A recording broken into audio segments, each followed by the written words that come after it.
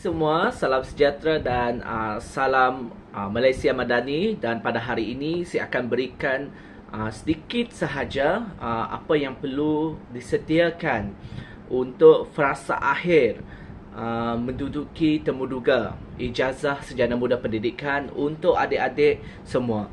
Jadi ini merupakan apa yang saya alami, pengalaman saya sebab saya mengalami temuduga secara atas talian.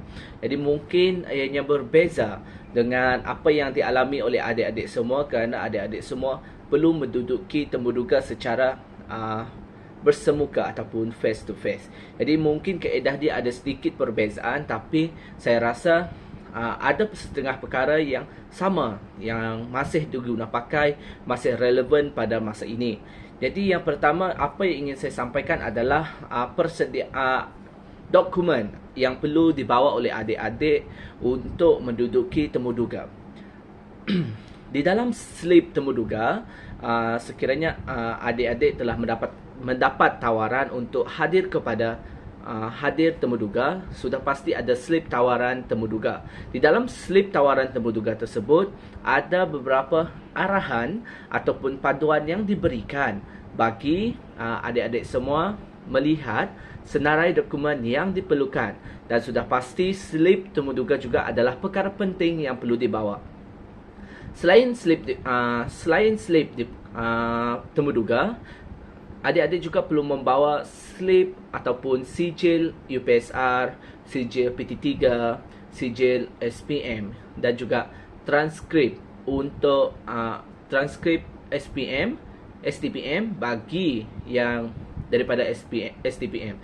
Sekiranya dari matrikulasi pun perkara yang sama perlu adik-adik semua bawa untuk menduduki temuduga. Selain itu,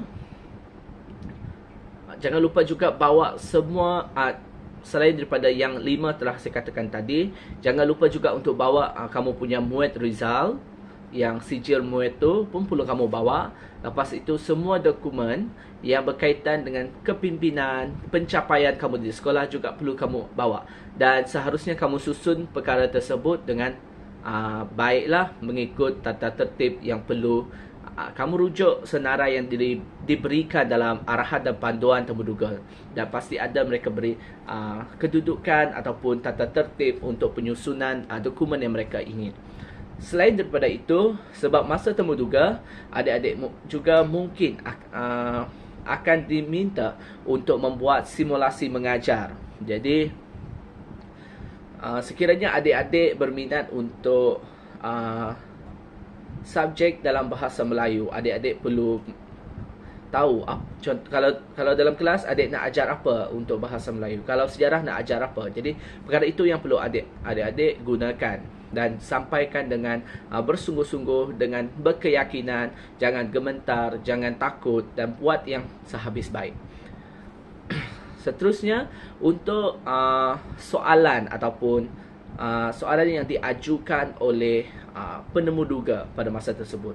Yang pertama, adik-adik, seperti yang telah saya huraikan daripada bahagian-bahagian sebelumnya, adik-adik perlu tahu lagu Kami Guru Malaysia. Kami Guru Malaysia. Mungkin penemuduga dia akan suruh kamu nyanyi. Boleh nyanyikan saya lagu Kami Guru Malaysia.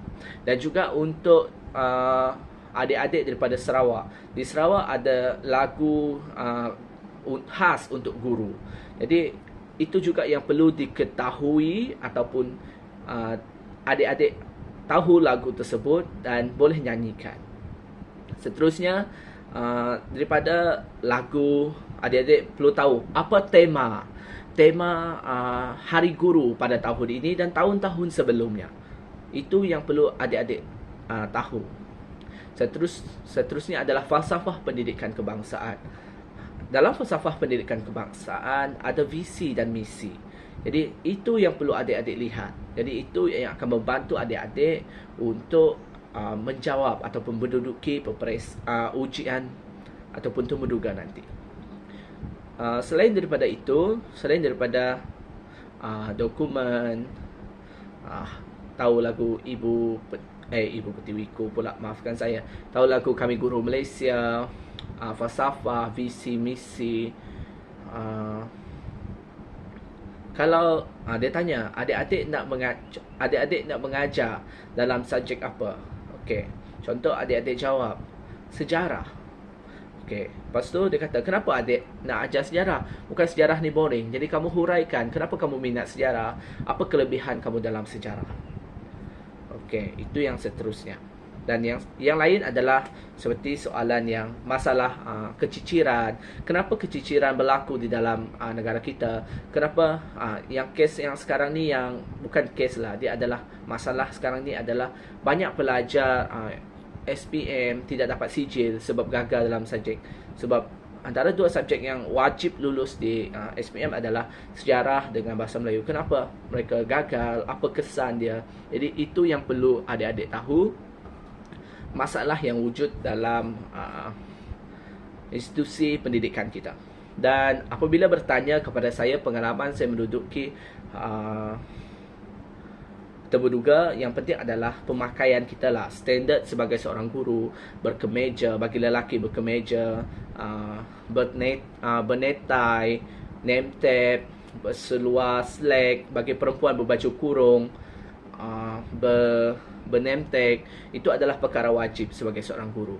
Jadi sediakan semua itu, sediakan diri kamu, yakin dengan apa yang kamu lakukan, jangan nervous, dan kamu harus menjawab soalan yang diajukan dengan nada keyakinan kamu.